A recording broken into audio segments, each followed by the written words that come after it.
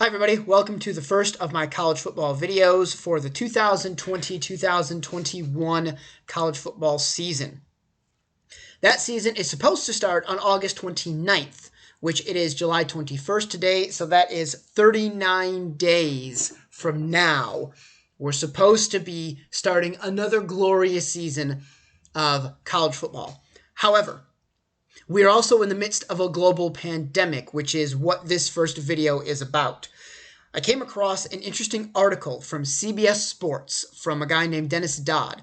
I have linked to that article in the information section below, so you can get access to it there. The name of the article is "Time is no longer on college football's side, as myriad issues remain for the 2020 season to start as scheduled." That's a bit of a mouthful of a title, but it is what it is.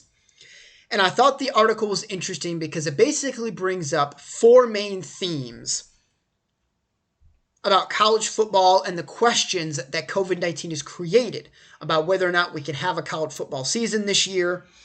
Some of those problems are related to specifically things caused by coronavirus. Others are pre-existing problems with college football that are being exacerbated by the existence of a global pandemic. So I want to quickly go through those four in this video, and then maybe in future videos I'll dive into each one of those a little bit more individually and do a little bit of extra research to kind of explain or kind of parse our way through that particular issue. But the four main themes that I'm seeing from this Dennis Dodd article are: 1, no centralized leadership from the NCAA. 2, the issue of spring college football. 3, player voices having an important role in what college football does and is this fall. And last, but certainly not least, probably the biggest determining factor in a lot of things dealing with college football is the money, the moolah. Big-time college football is a money magnet, and so of course the money is going to be something that you have to factor in when it comes to talking about college football, even in the face of a pandemic. So let's tackle these one at a time. I don't want this video to get overly long, so let's go ahead and go through this somewhat quickly. So the first issue that I am seeing in this article is no centralized leadership from the NCAA.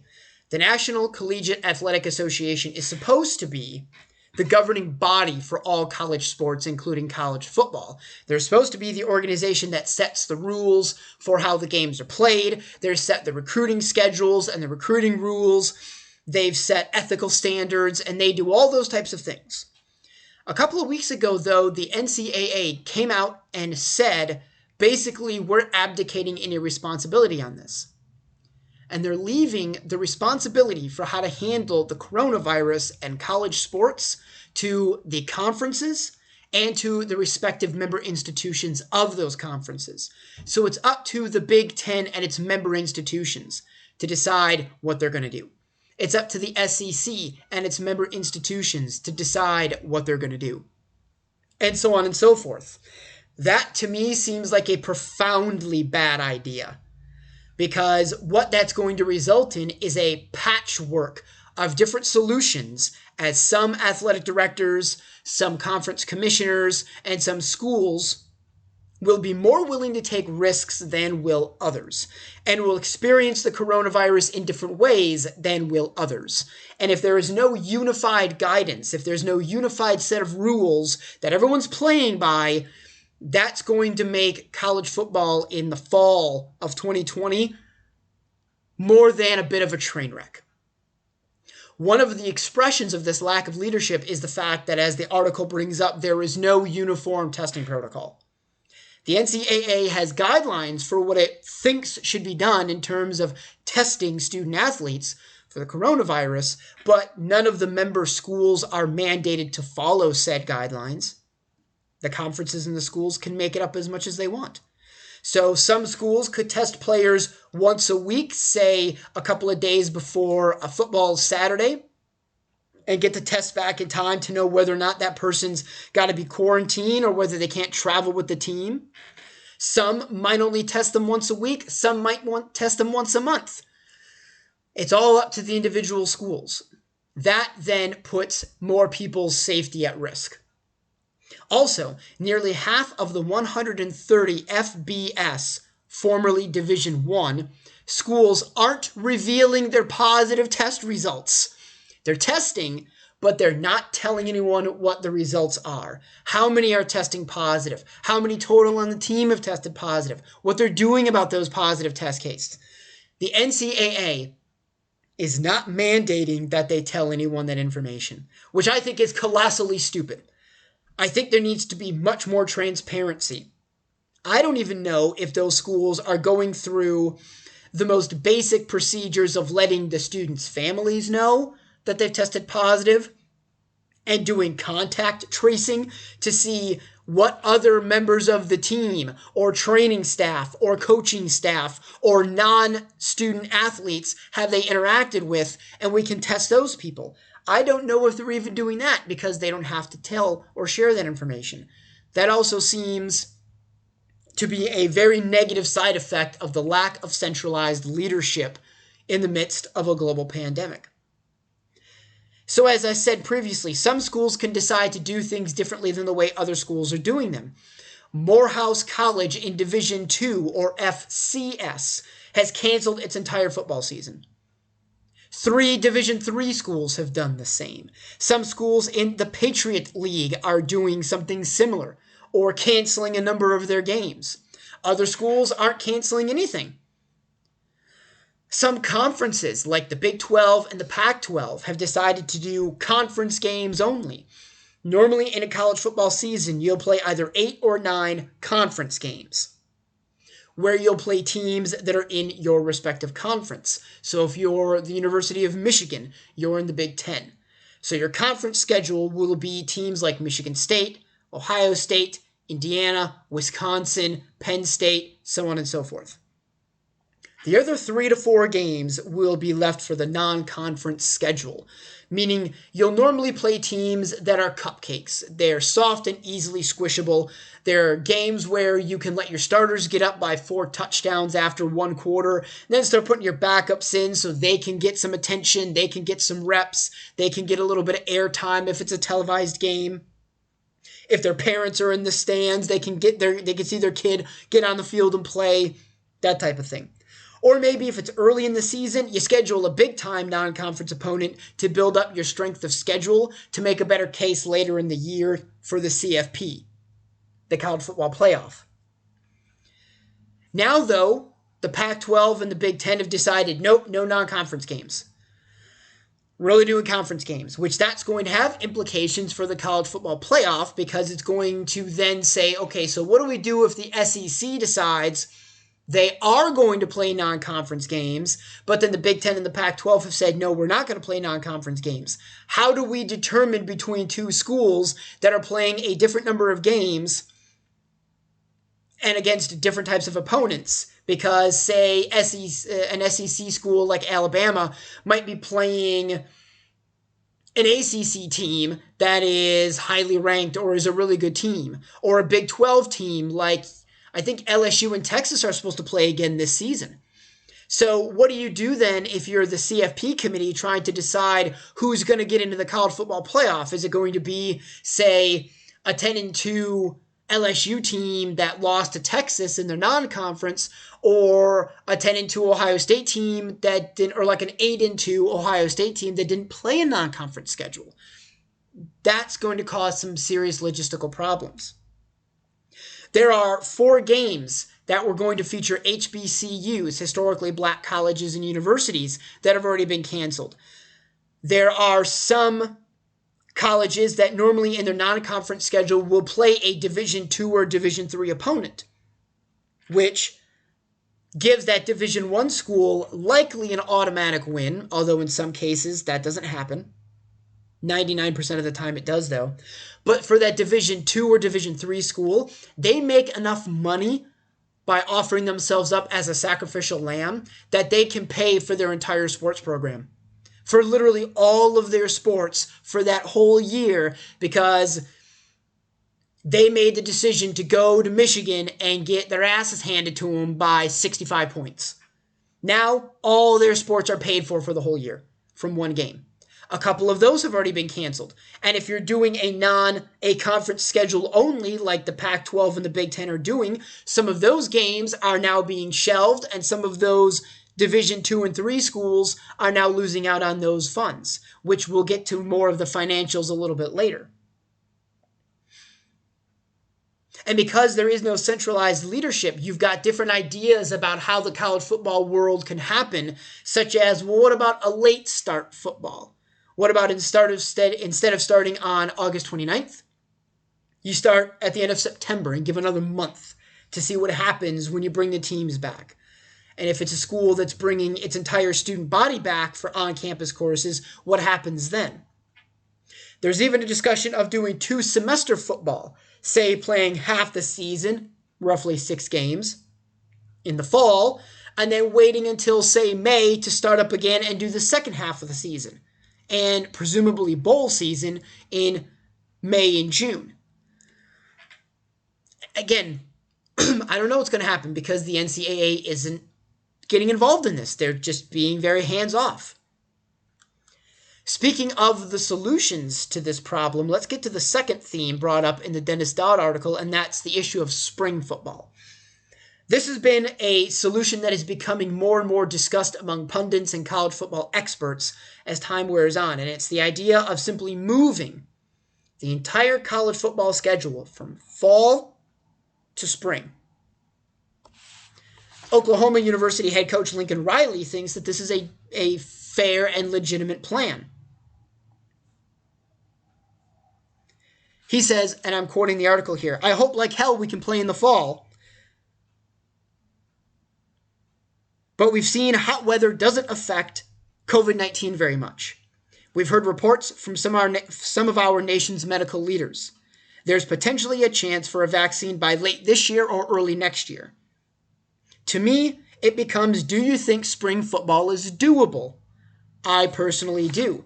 And he goes on to say, "I think people who say it's not doable, in my opinion, just don't want to talk about it. I think it would be wrong of us to take any potential option off the table. Spring is very doable." However, not everyone agrees with that assessment. Penn State Athletic Director Sandy Barbour has said that he called a spring season a, quote, last resort. That was always the case, according to the article. College football doesn't lend itself to being a movable feast on the calendar. There's also the issue of what the NFL is going to do if college football gets moved to spring. The NFL has a predetermined off-season schedule that starts with the NFL draft, which usually takes place in the third week of April. Usually the third Thursday of April, and that entire weekend is when the NFL draft takes place. And then a few weeks after that, then you've got the first of the mini camps, and then you've got veterans and rookies reporting, and then two-a-days, and then training camp, and all those other things. Because of recent collective bargaining agreements between the league and the Players Association, some of those things have been reduced or eliminated. So the NFL does have time within its off-season schedule where it could push the draft back a few weeks to give college football more time to fit in a partial or complete season. However, according to the article, the NFL is reportedly uninterested in accommodating college football by delaying its 2021 draft if the season has to be pushed back a few months. Again, another stubborn decision made by a stubborn commissioner of the NFL in Roger Goodell that is probably not in the best interest of anyone involved. The NFL leadership is not good and hasn't been good since Roger Goodell took over. He is not doing the NFL any favors. That, however, is a whole separate video to do. So let's return to focusing on what's going on with college football. Then there's just the basic issue of if you do college football in the spring of 2021, what do you do in fall of 2021? Do you have your college football players do 2 seasons of football within one calendar year, within a few months of each other? You would have to start a spring season no later than early April. You would have to. You'd have to have 13 weeks for 12 regular season games and a bye week for everybody. Then you've got conference championship weekend. Then you've got the bowl weeks and the CFP, which you'd have to give less time between championship weekend and those games. Normally, the way it is now, you have 3 to 4 weeks before bowl season. You would have to dramatically shorten that so you could fit your college football season in between like April and, say, the end of July. And then you turn around and you do it again in August of 2021. Football is a dangerous sport. It's a high contact sport. It's a risky sport. That's very dangerous to ask some of those players that are going to be playing in both seasons to do it twice within a couple of months of each other. You're not going to give them and their bodies enough time to heal. So there are a lot of issues then with potentially doing football in the spring. Speaking of the players, that gets us into the third theme in this article, and that's player voices and the role that the players are playing in what's going on with college football and the responses of various institutions to the coronavirus. As Dennis Dodd says here, players from Oklahoma State to Illinois have shown they're going to have a voice in the uneasy attempt to mine some of that TV revenue. How can a team full of 100-plus student athletes fully function during a pandemic? Illinois linebacker Milo Eifler tweeted, "My teammates and I want to play, but schools around the country are showing blatant disregard for student athletes." So you're seeing through social media a number of student athletes. I'm sure Milo Eifler is not the only one. I could probably find more if I did a little more research, and I don't think he's going to be the only one as we get into the actual beginning of the college football season that's going to speak out against the decisions that colleges are making regarding football and regarding player safety. So that's basically the only power that they've got, because there is no union for college football players. They have no control over their working conditions. They don't get paid. So going through social media to gain followers and put out things directly to the media independently of what their team is telling them to do and say is the only leverage that they've got, and it's potentially some pretty powerful leverage going forward. Because there's going to be a lot of pundits and sports writers and broadcasters that are going to be interested in the juicy tidbits and the conflict between what the players want and what the university wants. Add to that a disturbing point brought up by Dennis Dodd. Mix that thought in with the big concern of college health professionals. Players will actually hide COVID-19 symptoms to remain on the field. We know football players do this.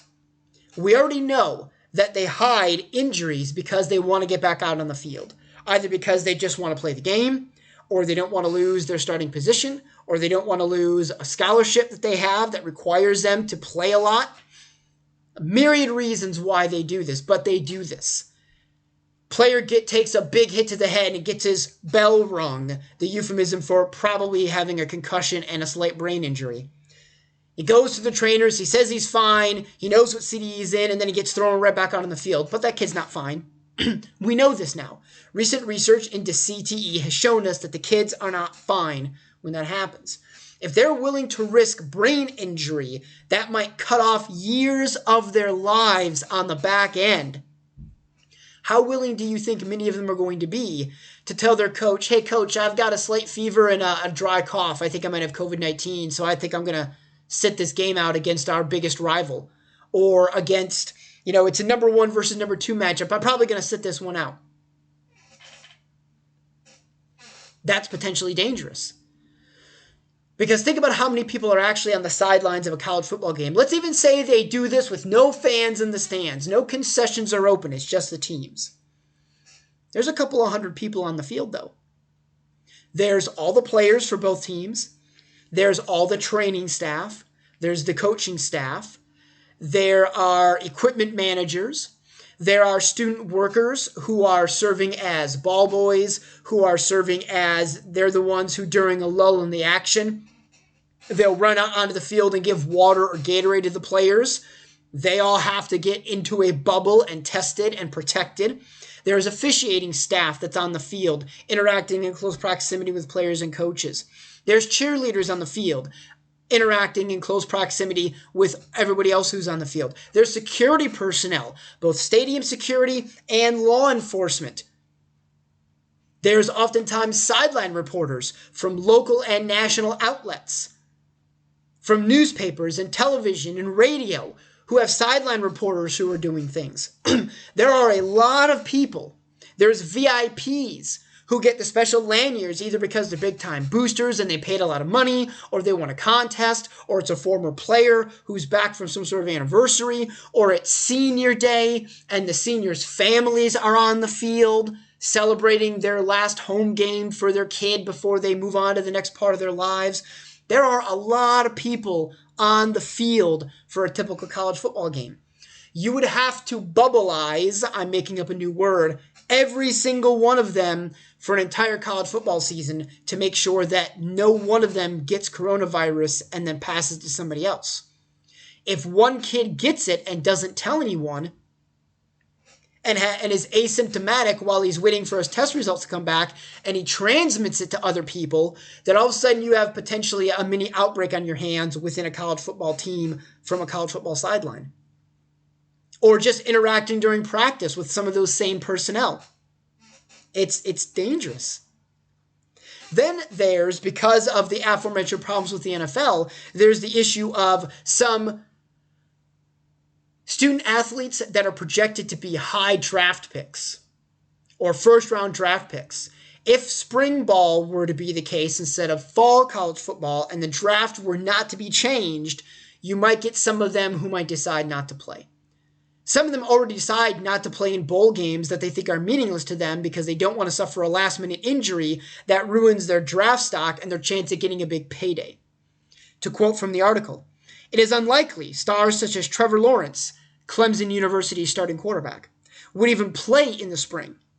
For the projected number 1 overall pick, there would not be much of a choice between risking a season or career-ending injury or a contraction of a coronavirus which could prove the same effect, versus a $40 million paycheck, particularly if the 2021 NFL draft occurs during a spring season as opposed to after it."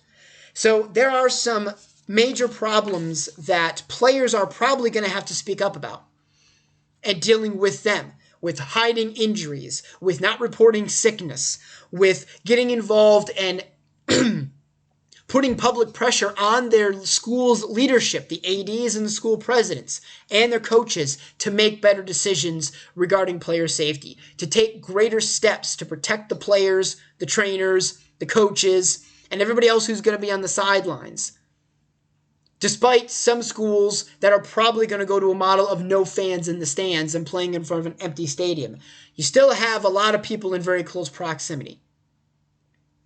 And then lastly, probably the biggest factor, unfortunately, in this, because college football is a business, is money. There are really, really major concerns about what a season without college football is going to look like in terms of revenue streams for universities across the entire nation. What it's going to be like if those schools lose out, not just on money made from ticket sales, concessions, season tickets, fees, and all the other tricks they use to make money, but what's going to happen to the TV revenue that they're going to lose if they don't have college football. Again, to quote from the article, "Without football revenue, certain schools would drop even more sports and perhaps stop playing football altogether. Football provides 80% of the revenue for the average FBS budget. Given the growing and dire collegiate budget crisis already in play, perhaps schools themselves would fold." I don't know if that's referring to just the sports budget or if that's the overall budget. 80% of a school's overall budget seems a bit high to me. I think it might be referring just to the athletic budget, the athletic department's budget, but still. Because it's the average, that means, yes, there are schools that see much less of their money coming from exclusively college football, but to get an average of 80%, there are a lot of schools that are getting the vast majority of their money from college football.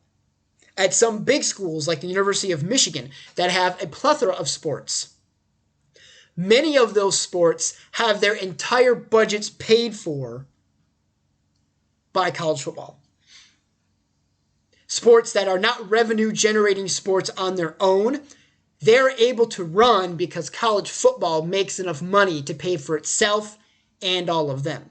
So not having college football around damages all those other sports and takes that opportunity away from all of the other student athletes who might want to play sports at their respective institution while they're trying to get an education. Iowa State AD Jamie Pollard called the prospect of no football, quote, an ice age. I don't know how any of us, how the current NCAA model could survive if we're not playing any football games. That brings up an interesting question regarding that very model and whether or not COVID-19 should be the catalyst for changing the way that we think about college sports and changing the way that we monetize the student athletes who are sacrificing their health and well-being, and in many cases their education, to play a sport that other people profit from, but that they don't. That discussion is too big for this video, and it's probably something I will have to get to at a later time. In addition, though, there's the TV revenue. The commissioners and athletic directors' desperation for getting a piece of the TV rights revenue is obvious. That's a big reason they're willing to play in the spring, so they can at least keep some of the TV revenue that they get from ESPN, from CBS, from Fox, from their own individual networks like the Big Ten Network, the ACC Network, the SEC Network, the Longhorn Network for the University of Texas specifically. All of that ad revenue, all of that television revenue is shared among the schools in the respective conferences. I don't understand all of the details of that, but I know that basic component of it. And if you don't have college football, then you're losing all of that revenue in addition to the other revenue you're losing by not having college football. So that's going to be a gigantic financial hit for a number of the institutions we're talking about. In addition to the hit I mentioned a few moments ago with smaller schools getting big paydays from going and getting their butts handed to them by bigger schools, well, at least they get a couple $1 million out of it that they can use to pay for their entire athletic budget for the year. Now they're going to lose that revenue in some cases. So this is not good. This is very bad in terms of the finances behind how college football works. So each of those is a serious theme that I may go ahead and dive into a little bit more seriously. The lack of control from the NCAA, the player voices and how they are starting to use creative methods to be able to get their voices heard in the wake of failed attempts like at Northwestern a few years ago to unionize and have their unions recognized officially and legally, to the issue of spring football, although that's mostly dealing specifically with coronavirus this semester, but it's an interesting dilemma that college football finds itself in, to the ever-present issue of money in the sport. My take is that I think what's going to happen is they're going to start the college football season on August 29th.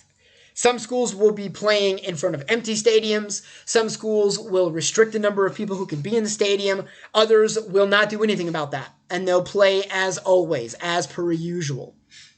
By the end of September, though, you're going to start seeing a number of schools seeing spikes in coronavirus cases and in coronavirus deaths among not just their student population in general, but among the subset who are college football players. Coaching staff, trainers, support personnel will start seeing a rise in positive cases, hospitalizations, and then deaths. Some schools will see so many hospitalizations and positive tests for coronavirus that entire units might not be able to be fielded. You might have a school like Michigan State that loses its entire defensive line and all of its linebackers because they all tested positive for COVID-19 and they have to be quarantined. Is Michigan State going to keep playing at that point? Are they just going to keep throwing backups in? Are they going to try to get some exemptions to how many people they can have on a team so they can recruit somebody to get on the field to play? Or are they going to shut their season down and then leave the conference with one less team, and then everyone that's got MSU on their schedule has to then scramble to find out what to do with that week? That seems like an absolute nightmare to have to deal with. And if I was an AD or a commissioner, I would not want that responsibility to have to answer those particular questions. But I think when that starts to happen, and more schools start dropping like flies and saying, we can't do this, we can't field a team, we can't play, we don't feel safe traveling, I think the entire edifice is going to collapse, and I think everything gets shut down for the season. Whether or not they make up for it in the spring, I don't know. But my overall prediction is that they start the season, and then 4 to 5 weeks in, they shut it down because they're just not going to be able to make it work. They're not going to be able to keep everybody quarantined. They're not going to be able to keep everybody safe. The lack of centralized leadership and guidance is going to be a problem. And then they're just going to say this is too much of a problem to deal with. And they're finally going to get through their thick skulls that money is not as important as people, and do the right thing by their athletes and by the rest of their student body, and just say, shut it down. Shut down college football, shut down all fall sports. If we have to wait for another year and start all over again in 2021, that we'll have to just eat the financial losses and see what happens from that point going forward. That's my guess about what's going to happen. So thanks everybody so much for tuning in to this particular video. I hope you enjoyed it. Please keep track of my YouTube channel. Keep paying attention to my YouTube channel. Like this video, subscribe, feel free to comment in the comment sections, but please be responsible in the comment sections. Don't be a jerk. Don't make me block you or stop you from commenting or closing the comment sections down. Please be respectful of everyone in that. And I look forward to putting up more videos for your enjoyment. Take care, everybody. Have a good day.